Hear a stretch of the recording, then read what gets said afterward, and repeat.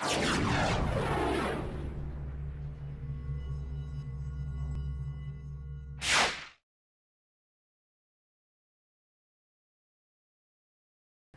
welcome. We appreciate the opportunity to be with you. And as John said, really what we're trying to do is to give you a sense of the kind of work that we're doing that's available in this great ecosystem on entrepreneurship, some of the things that we're working on, hopefully enough to kind of interest you in wanting to come out and visit or actually do some work with us at some point in time. So that's what we're about today. So a little bit about LaunchHouse, and we'll start with ourselves. So my name is Shannon Lyons, and I'm the Chief Business Development Officer for LaunchHouse. We are a lean, mean business accelerator in Shaker Heights, and so what a Chief Business Development Officer does is work with entrepreneurs. We structure the lines of business. We run the Accelerator program, and occasionally we take out the trash and do whatever needs done, right? Because that's what you do when you're a leader. You pick up, stuff and move things around and make sure that everything is going well, right? And this is Bob Means. And I'm really the director of the Accelerator program, which is a special 12-week program. We just finished it and launched 10 teams that are focusing on technology. Some of you maybe 2 weekends ago maybe saw the article on the front page of the Plain Dealer about the 10 teams that we were actually able to launch with some money that we received from the state of Ohio to give these teams a start. But the primary focus of those teams is kind of the primary focus of our work and kind of the thing that we want you to focus on a little bit today. We are in this startup world. We are not doing everything for everybody in terms of all incubation and starting small businesses. Our real niche is trying to help people start with kind of fresh ideas and see if we can take those concepts actually to the marketplace. We're very proud to be part of the startup ecosystem in Northeast Ohio. And we have a few things that we do. We have a 23,000 square foot facility, which is an old abandoned car dealership that was renovated and made home to over 100 entrepreneurs. These entrepreneurs create an ecosystem that supports other entrepreneurs and our accelerator function. So our accelerator is something that we launched this past year in 2012. We took 10 teams from idea to validation and then helped them raise follow-on capital. Prior to the accelerator, we invested in 30 companies, around $136,000. And these companies have been able to raise over $5.5 million. So we're very excited to see what the accelerator companies have over the next 6 to 10 months. So a little bit about Shaker LaunchHouse. We are a pretty lean group. We have about 10 staff members at any given time. But one of our biggest components of our ecosystem and of our support are our interns. These range from high school interns and college interns, grad school interns, and they are from most of the universities throughout Northeast Ohio. And so we're very happy to have them. It's a very interesting environment to have an internship because we are very lean and we are always busy. It's always changing. So they get a very intense, robust internship experience, everything from marketing to business development. They get to try on different hats to see what really fits for them. Other than our interns, we have a very large mentor network that we've kind of been building over the last 4 years. And these mentors are from not only Ohio, but in the region and even throughout the country. We really utilize our mentors and lean on them a lot for contextual application and referrals and giving that kind of advice that only a person who's been there and done that can provide. So we find our mentor group to be an absolute valuable asset. This summer, we have a very exciting opportunity. We'll be launching our first high school program. It's something called the LaunchHouse Student Entrepreneurship Program. It's a 6-week experience, hands-on experience, that allows students to really dig deep into what entrepreneurship looks like and get their hands dirty. So it's sort of a mini accelerator function that allows them to come in with an idea or to come in and just with passion and vigor and put a team together and get something off the ground. And what does that validation process look like? What does the other kind of business processes that have to occur look like? And so we will help them get from idea to a relative form of validation within 6 weeks. And so today we kind of wanted you to toy with one of those ideas, test it out, see what your own thinking might do to see how it fits with what in reality actually happened to one of the teams. And so we thought by doing that, you could get a sense of some of the newer technologies and newer approaches that are being used in the entrepreneurial world, because it's not just about business plans, it's really about planning and going out and finding out what customers really want or what they really need. And that's what we're focusing on. And so what we want to start on is really to get you a sense of what are the common failures of startups. What do you actually think are the reasons why startups actually fail? So that's the first question. And what we'd like you to do as we get started here, we're going to have you work in teams real quickly on some of these ideas.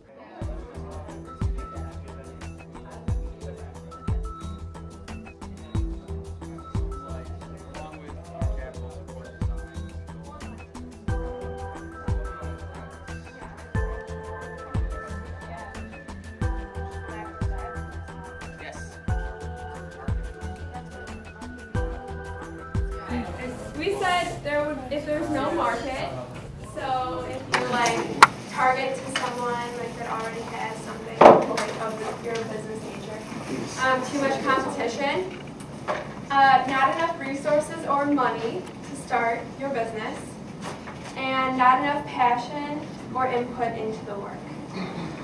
Okay, what my group came up with was we said same things along the lines of that. Other than that, we said not having a strong enough network, unrealistic expectations, afraid to take risks, location, and dysfunctionality of the group.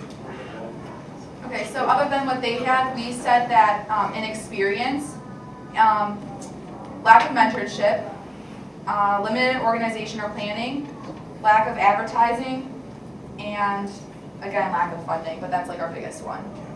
All right, our group came up with inadequate funding, intimidated to ask for help, uneducated or experienced in the business world, or didn't go to college and stuff like that.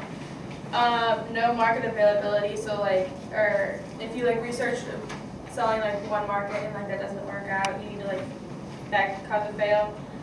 Lack of working space, poor business plan, and poor location. My group focused on pretty much the same thing along those lines. We have bigger cliche words like dedication, location, networking, economy, and capital. So let's talk about what some of the research actually says. What we want to do is just focus on one area in particular, and then there's one primary thing that causes startups to fail, and actually it's the one we want to focus on with you this morning. And that one really is the fact that the individuals really don't understand the problem or the need of the particular client group that they're trying to sell an idea or concept to. Why do you think that is? Why do you think that's such a primary focus? Yeah? Probably because of inexperience. Okay, inexperience, that could be one. Because the strongest reason why this is such an important thing and the reason why people don't attend to it is because entrepreneurs tend to be so passionate about their ideas that no one else could ever think that this is something that wouldn't work. This has just got to be something that somebody will buy or want or need. And oftentimes family and friends just reinforce that because they say, oh, you really do have a great idea. But when they go beyond that group, that's when they really begin to discover that it may not be the case. So what we want to do is to focus on that particular area as something that we're going to give you some further ideas, and you can test out some notions of that as well. So Shannon? Yep, just to give you a little what it's called something called the customer development model, and it was really popularized by a guy named Steve Blank. He's a serial entrepreneur, and he's also a professor at Stanford and Columbia.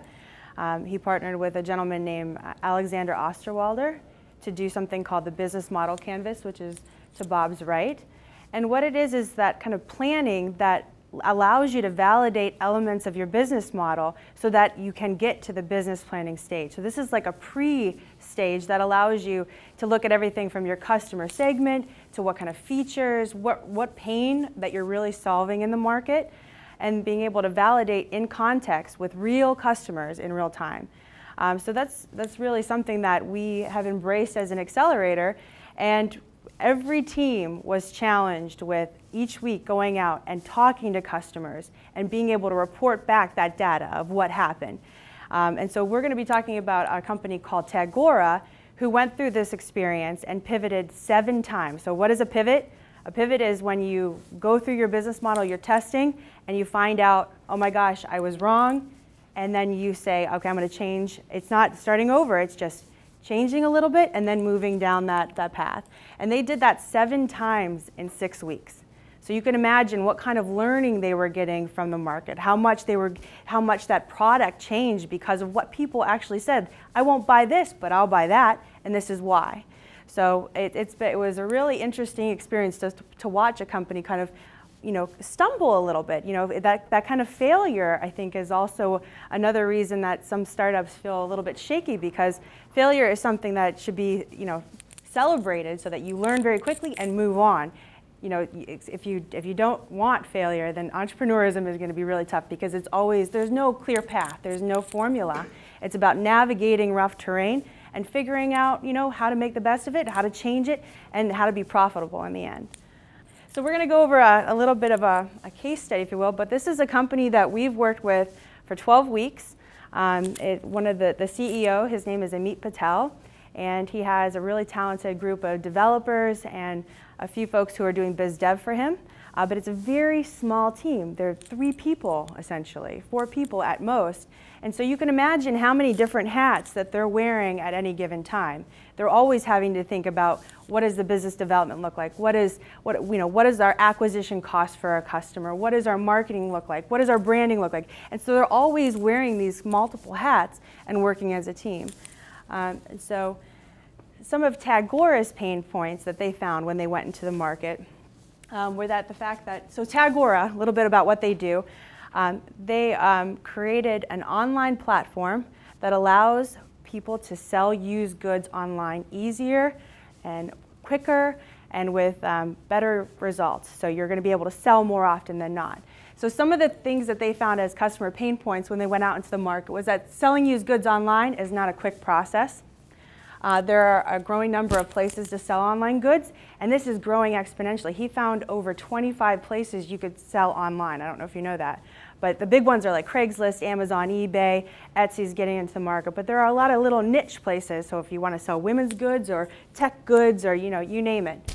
And then even if you're able to get the item listed, it may not sell because the photo or description, every single place is different. And what they require is different, so that kind of gives you a little bit of a monkey wrench in your process. And then most of the places connect you only with strangers. So it's Craigslist, you're kind of guessing who you're going to be meeting to deliver your product or what you're selling. And so there's not that kind of safety in kind of closed systems. So these are the kind of things that they found. And what we're going to do is run you through a little simulation. So we want each team to kind of put on their Tagora hat. Now you are Tagora. And you just went out into the market, and these are the things that you find of your customer pain point.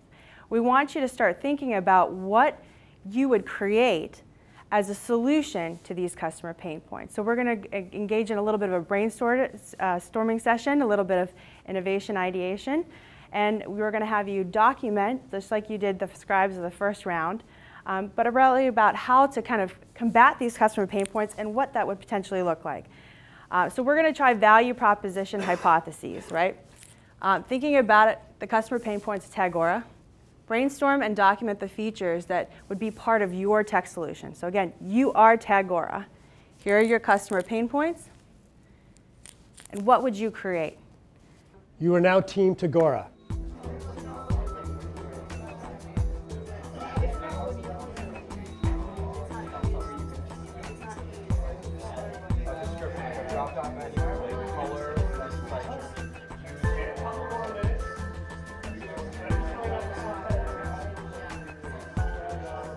But you see the importance as your features emerge of the value of going out and talking to people, different age groups or different type of people who might use it, and the value you'd get from it. And just like Tagora did in the first 3-6 weeks, they pivoted so many times because as they did that, took out features, this is actually what happened.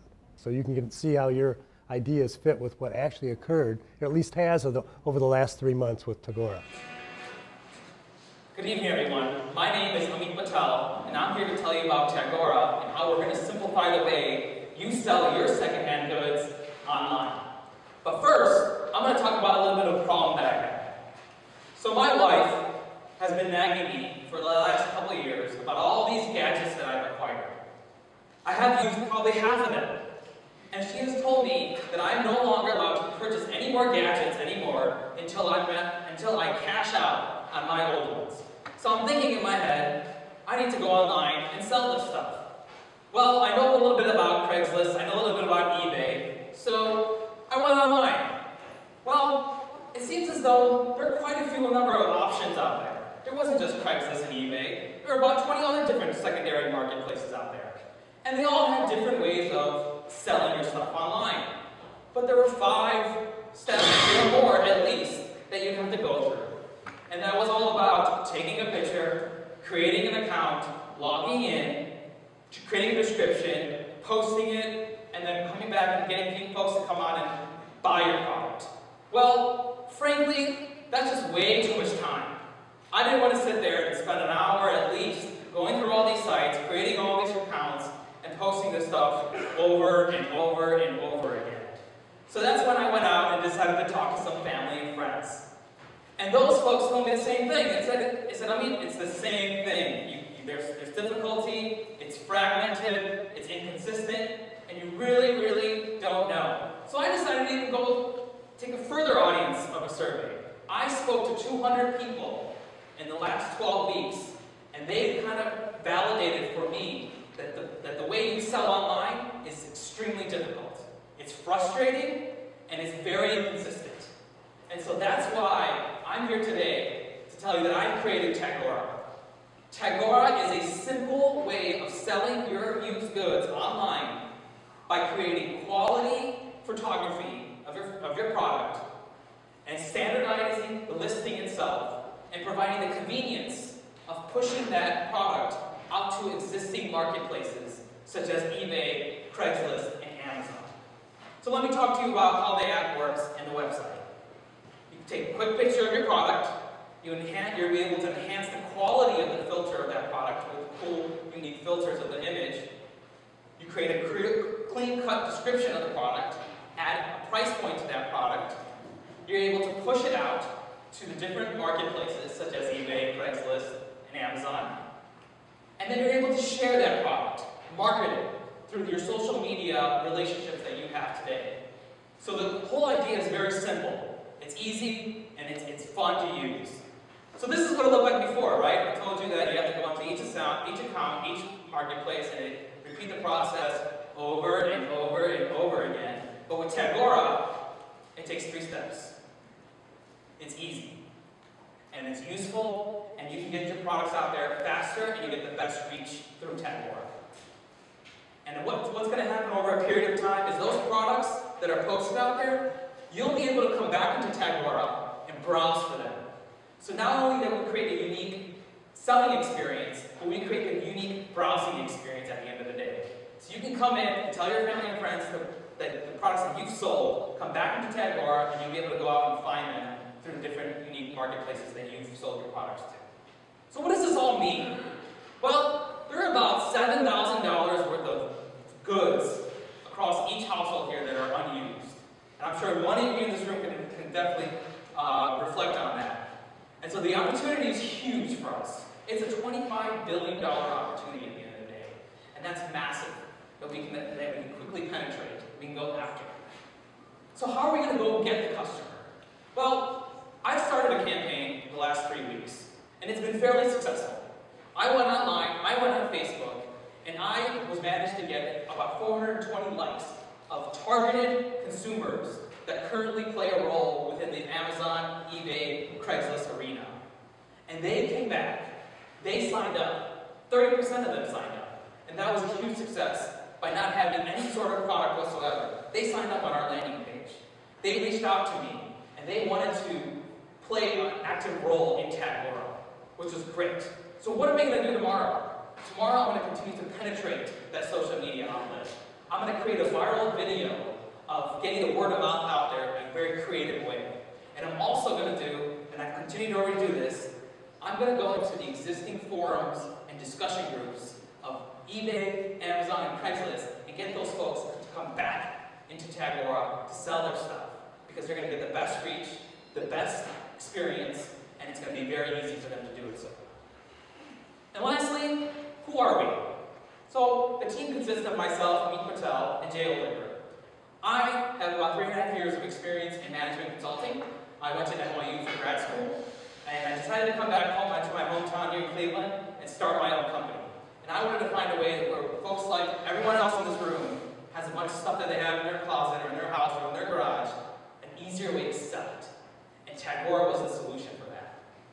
Jay Oliver is our product design and developer. He is also a user himself, a Craigslist, eBay fanatic, and he himself believes and has passion in this product. He's gone through multiple startups. He's raised capital.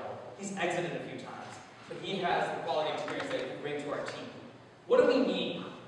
To ramp this up fairly quickly, we need 1 marketing resource, and we need 2 additional developers. And we can quickly get this live in the next few months. And so our plan is to continuously build that user base, to go on and penetrate that user acquisition strategy that we had before. We're going to get this thing on iOS and Android fairly quickly in the next few weeks. We'll have a beta out there for folks to come on and test and validate and get the bugs out and go launch live in January and February time. So I want to sort of end with a few points here. There is no tool set or platform out there today like this. And I'll tell you why. One reason is everybody in the last few years went out and created their own marketplace. They're all well-funded. They all wanted to do like Craigslist, like eBay, or like Amazon, and they all didn't listen to the customer. I actually was guilty of that. I came into this program thinking I wanted to become a new marketplace. But I quickly realized that the consumer, it made it very difficult for the consumer to have all these choices out there, and it made it very confusing for them. So I took a step back, and I realized, I took their input, and I realized that Tagora is the way to go, to help a one-stop shop, easy, simple way and convenience to get your products that you have in your household out there faster and more successful. And so I want everyone in this room to please take out your smartphone, go on Tagora.com. All you have to do is enter your email address, and you'll be there for the beta test. If you're interested in this methodology, you should go online to steveblank.com. There is over 200 hours of free online learning about this whole planning methodology. It's really fun and exciting to do and to look at. So take a look at that, and you'll see some of the reference to the business model canvas as well. And the last thing we want to mention is, if you're really interested in this work and have an idea, your team has an idea and want to promote it, this summer we've been working with a group of high school kids, and we're launching not just an accelerator for high school kids. It's a 6-week program, starts June 24th, ends August 2nd, and there's some information about it if you're interested in applying. We enjoy playing host to students and faculty alike. Please come out and visit, take a tour, meet some of our entrepreneurs, learn a little bit about the Accelerator methodology. You can contact Bob or I at any time through email or phone, and visit us at 3558 Lee Road.